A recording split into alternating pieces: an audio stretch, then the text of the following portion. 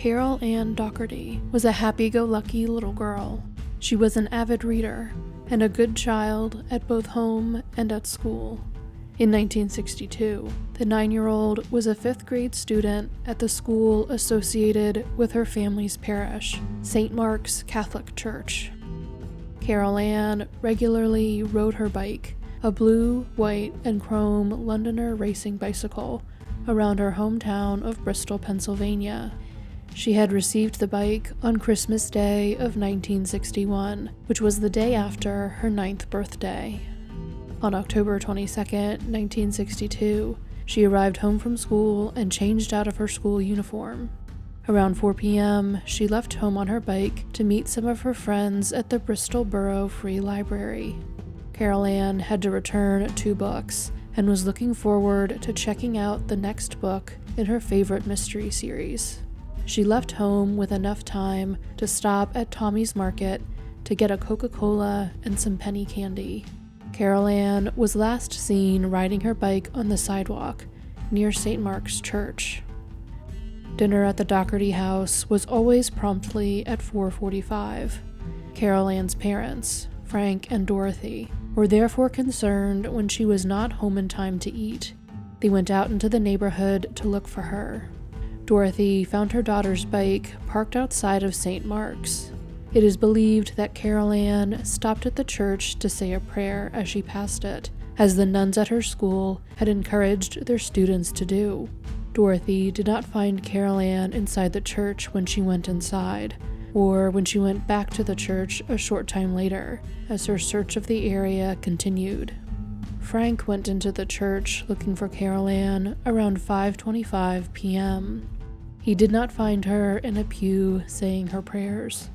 Instead, he found her dead body beneath a stained glass window in the vestibule of the choir loft. She had been raped and strangled. Carol Ann's sister Kay was not quite 3 years old at the time, but the guttural cry her father let out when he came home from finding Carol Ann's body was so upsetting that she can still remember it. The murder devastated the Dougherty family and changed the town of Bristol. Many of its residents locked their doors for the very first time that night. A massive investigation was launched by the Bristol police, which did quickly identify several suspects, thanks in large part to members of the local community calling in tips. A couple called police, concerned that their son was the killer because they had found Carol Ann's name written in one of his notebooks. Someone reported having seen him in the general area on the day of the murder with scratches on his face. However, he had in fact been in Virginia, taking a driving test at the time Carol Ann was killed, and had a receipt that was time and date stamped to prove it. A suspect did confess to Carol Ann's murder, but the case against him quickly fell apart. Handyman Frank Zucchero was seen stumbling down the street, seemingly intoxicated, and headed in the direction of St. Mark's Church around the time of the murder. Zucchero had a reputation for being the town drunk and only had a 5th grade education. According to a Bristol police officer, Zucchero confessed to the murder and provided details about it that only the killer would know. Zucchero was questioned by the Bucks County District Attorney, who thought that Zucchero sounded delusional. The police officer eventually admitted that he had made Zucchero confess under duress. Zucchero's alibi for the time of Carol Ann's murder was subsequently corroborated, and he was released. Police asked all of the priests assigned to St. Mark's Catholic Church about their whereabouts at the time of the murder. They were able to verify all of the alibis, except for one. Father Joseph Sabadish told police he had been visiting some of his parishioners at the time Carol Ann was killed, but when police questioned them, they said that the priest had not been there at the time. Other witnesses did say they had seen Father Sabadish within a few minutes of the time Carol Ann was murdered. However, they did not see him counseling parishioners, but acting strangely in a nearby shopping area. Police also located a receipt from a local women's lingerie store, whose owner identified Father Sabadish as a regular customer. He told her he was making the purchases for his wife, which, as a Roman Catholic priest, he obviously did not have. Father Sabadish had also recently been harassing a woman he had known when he was assigned to a parish in northern Pennsylvania. He would call her house to make lewd comments, threats, and sexual advances towards her.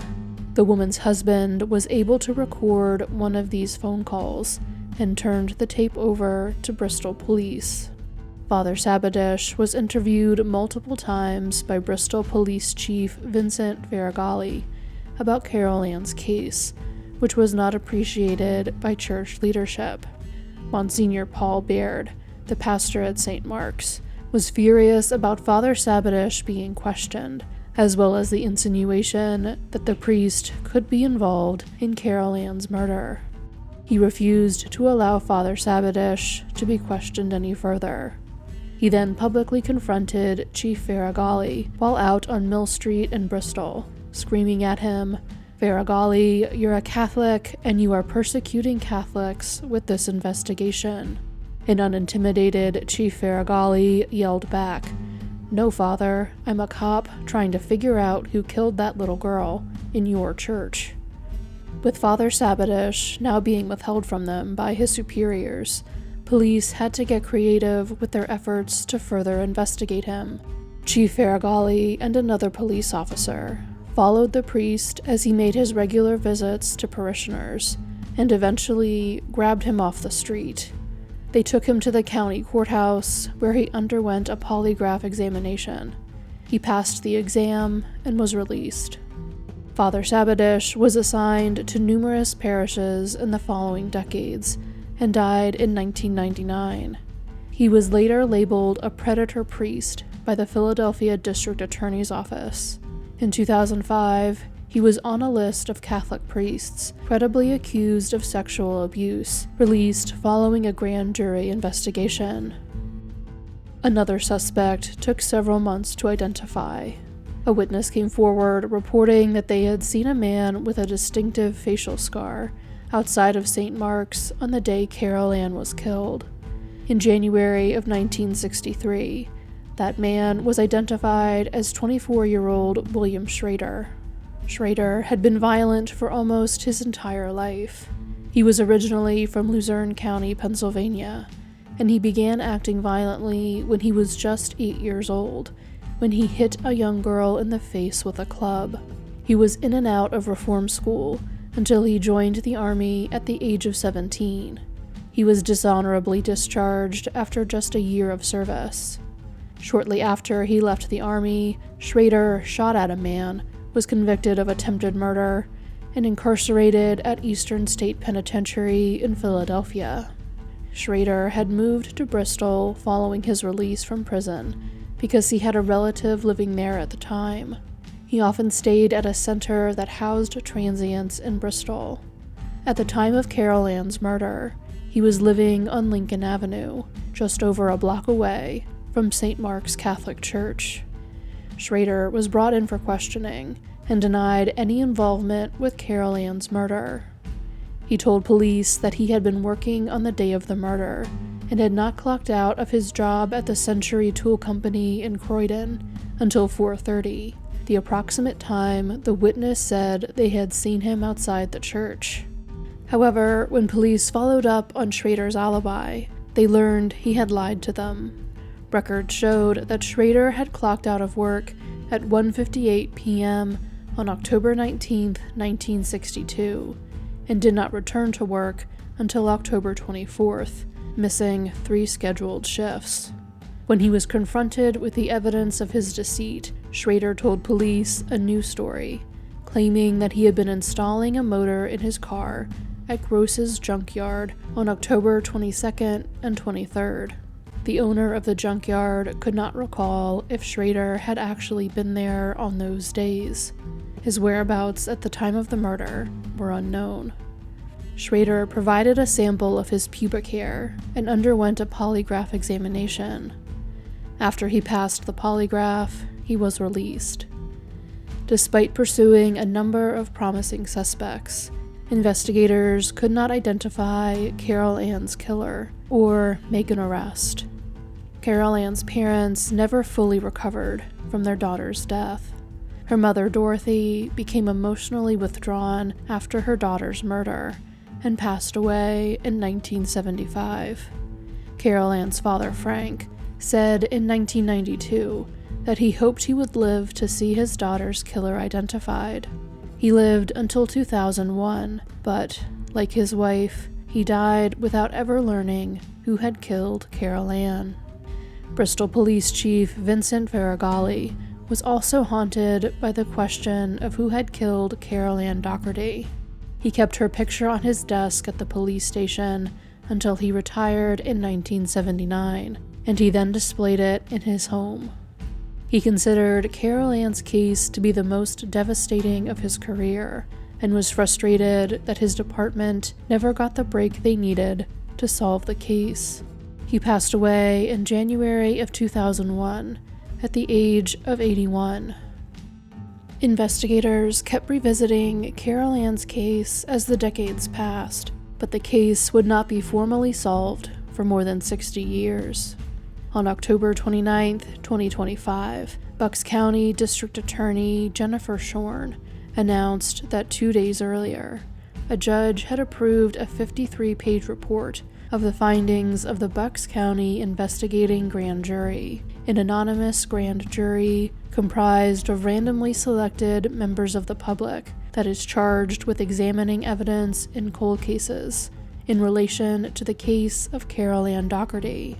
The grand jury formally found that William Schrader committed the crimes of rape and murder of the first degree in connection with Carol Ann Dougherty's death.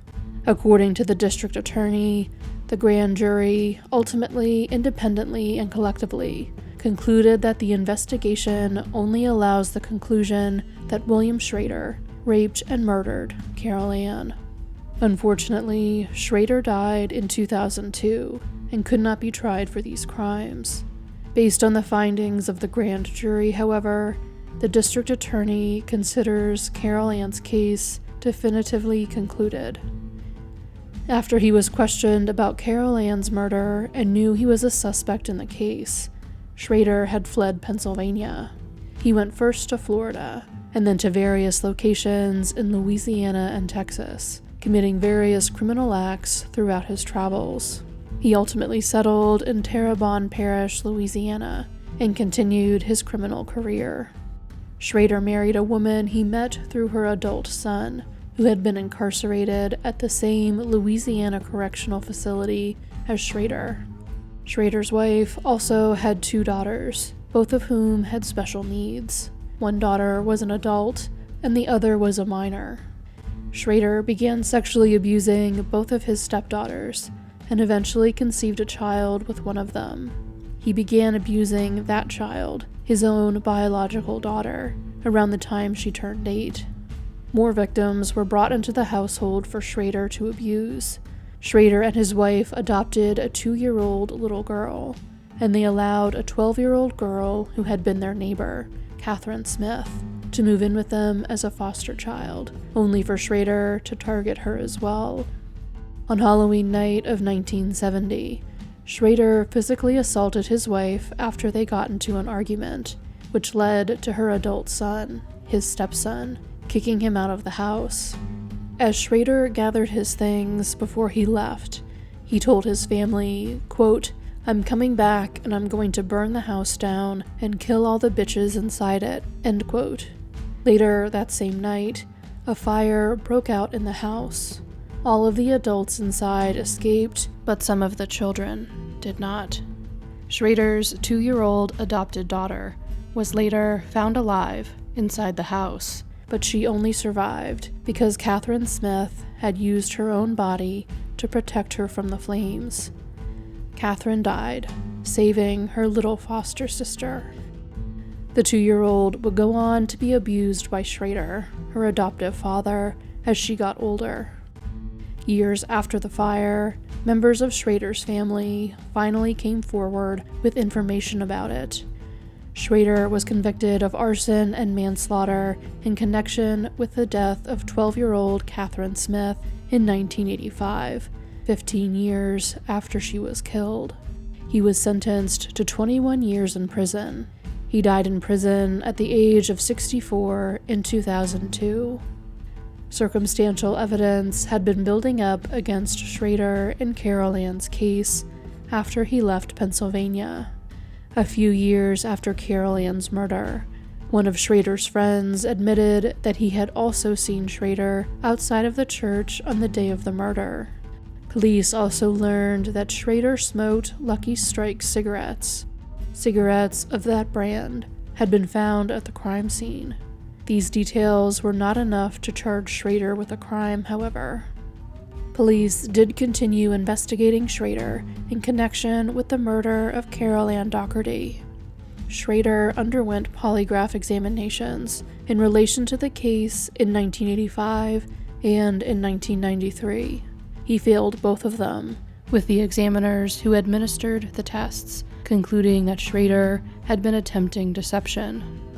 Carol Ann's body had been found with pubic hairs clutched in her hand and on her leg. In 1993, forensic examination of the pubic hair sample Schrader had provided showed significant similarities to the pubic hairs on Carol Ann's body. In 1994, Schrader was brought back to Pennsylvania to testify before a grand jury. He did not answer any questions, instead invoking his Fifth Amendment right against self-incrimination. No charges were filed against him at the time. Then, in November of 2024, authorities in Bristol learned that Schrader had confessed to raping and killing a little girl in Pennsylvania to his stepson, Robert LeBlanc. Robert had gone to the police in Louisiana on 2 different occasions, in 1994 and in 2007, to report this information, but it was not relayed to the authorities in Pennsylvania at those times. They finally learned about the alleged confession in 2024 and went to Louisiana in November of that year to interview Robert. According to Robert, Schrader had told him on 2 separate occasions that he had raped and killed a little girl in Pennsylvania. He said that he had lured her into a church where he raped her. He told Robert that he, quote, had to kill the little girl in Bristol to keep her from talking, end quote. Investigators found Robert's account to be highly credible, as he was able to provide details of the crime he had not been given prior knowledge of. The statement from Robert LeBlanc was the second major development in Carol Ann's case in 2024. The month before, in October of 2024, evidence from the case was submitted to Othram Inc. in Texas for DNA testing after the funding for such testing was secured through grants. While the district attorney was optimistic that DNA testing would be possible, she did have reason to be concerned. The evidence from Carol Ann's case, including the pubic hairs, had been stored in the attic of the Bristol Borough Municipal Building, where it was exposed to extreme heat and cold for decades. DNA testing had been attempted in the 1990s, but found that the evidence was too degraded to be used. The evidence was still submitted to Othram, with the hope that advances in technology would allow for testing that was not possible 30 years earlier. Ultimately, it was not. The effort to develop a DNA profile from the evidence was unsuccessful. Investigators did still have some forensic evidence in the case, however. Technological advancements had made hair analysis more specific over the years. The pubic hair sample provided by Schrader in 1962 was found to be consistent with the hairs from Carol Ann's body. 141 pubic hair samples had been collected and tested as a part of the investigation, and Schrader's hair sample was the only one that was consistent with the hair from the crime scene. While this by no means comes anywhere close to being a definitive identification, in the way that DNA could have potentially been. It does show that Schrader cannot be excluded as a suspect, and that all of the other known suspects in the case can be. In making their determination that Schrader killed Carol Ann, the grand jury took into account all of the circumstantial evidence, the alleged confession, the forensic exclusion of the other suspects by the hair evidence, and testimony from a clinical and forensic psychologist who was an expert in sex offender assessment and classification. The only surviving member of Carol Ann's immediate family, her little sister Kay, was present at the press conference announcing the grand jury's findings.